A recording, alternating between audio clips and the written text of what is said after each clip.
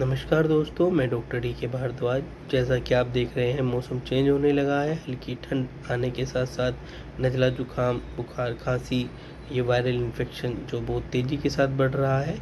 अगर इस तरह के सिम्टम्स आपके अंदर हैं जो वेदर चेंज होने की वजह से हो रहे हैं, तो मैं 3 मदर टिंचर बताऊंगा। इनके इस्तेमाल से आप इस समस्या से पूरी तरह से निजात पा सकते हैं।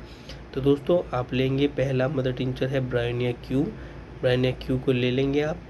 और दूसरा मदर टिंचर है जस्टिशिया क्यू। और तीसरा मदर टिंचर है ओसीमियम कैन। इन तीनों मदर टिंचर्स को आप इक्वल मात्रा में मिलाकर इसकी 10-10 बूंदें आधा कप गुनगुने पानी में दिन में 3 बार लें और आप इन समस्या से पूरी तरह से निजात पा लेंगे।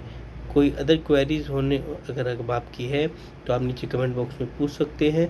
तो दोस्तों, चैनल को लाइक और सब्सक्राइब करना ना भूलें। आपके लिए ऐसी वीडियो लाता रहूँगा।